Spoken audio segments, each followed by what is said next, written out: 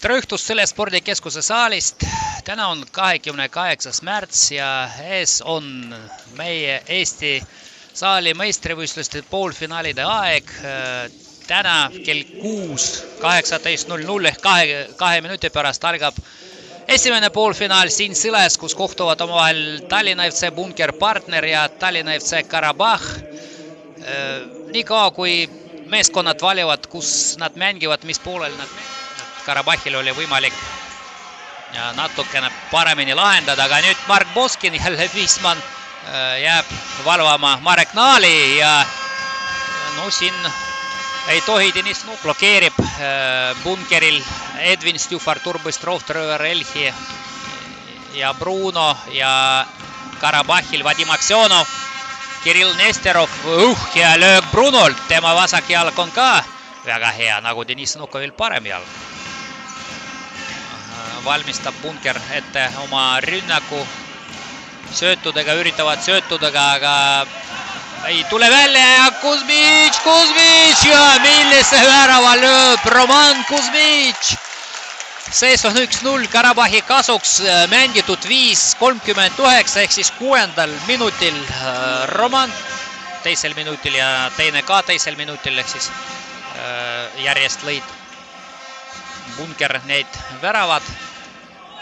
Aga teine mäng lõppes 8-2 ja Artem Tikhonov tõrjub löögi. Teine mäng lõppes 8-2 Bunkeri. Sööt Vnukovi suunas ebatäpne, aga seal ainult õnnega pooleks oleks see pall kohale läinud. Nüüd ühe puutega Mark Ivanovile ja hästi mängitud kombinatsioon Bunkeri poolt ja Mark Ivanov viigistab seisu. 10:01 on mängida ehk siis 9:59. Oi, kui üksi rääkisin ma juba mängu alguses, et ei tohi Deniss Nukovit valveta jätta, sest see mees kasutab ära. Artem Tikhonov näitab, et tulge vastu mulle. Oi, milline eksimus Artem Tikhonovilt. Teine oluliselt läheb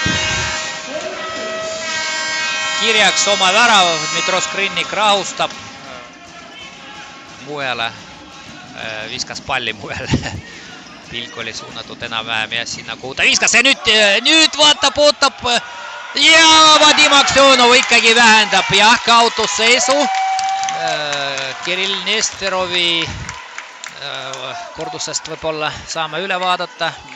Kerime tagasi natukene, sest korduseid meil vasakujalgne Bruno, Kevedo ja Mark Ivanov andjaks ja Deniss Nukov tagumisel postil ja Vnukovile sööt ja löök, Deniss Nukovilt löök ja 1:13 esimese poole lõpuni teeb Deniss Nukov seisuks 4-2 ja Vnukovi teine värav täna oli väike ja see hetk on saabunud, teine poolaeg on alanud. Tallinna FC Bunker Partner ja 99 Dmitro Skrinnik ja 41 Lev Wisman, aga nüüd Bruno tõenäoliselt Edvin Stjufile ja ei ole väravat, Aleksandr Vtorušin päästis.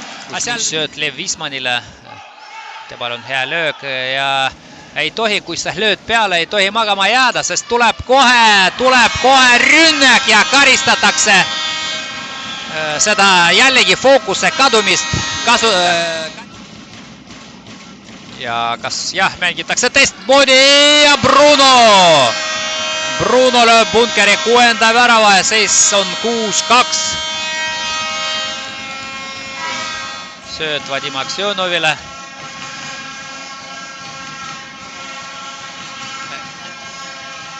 Ja Lev Wisman saadab 3. palli Bunkeri väravasse, 6-3, 1:28 mängida ja Tikhonov ka ei näinud palli, aga suutis reaktsioonitõrje teha Benin Vnukovile ja Deniss Nukov teeb kübaratriki 6 minutit enne mängu lõpuni, teeb seisuks 7-3 ja Vnukovi 3.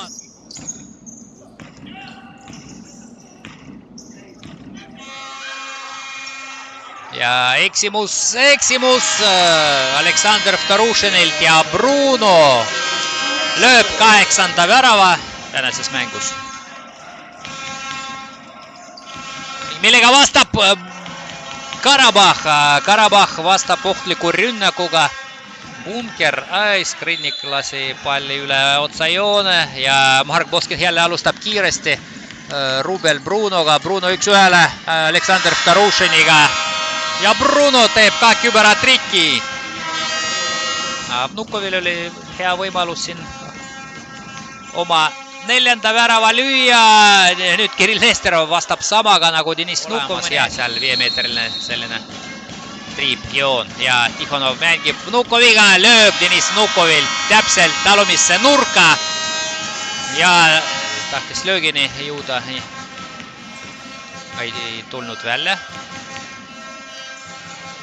Ja Trevor Elfisse höödab Brunole ja Bruno 11-3 ja Bruno ka 4. värav. Deniss Vnukov ja Bruno lõid täna mõlemad 4 väravat.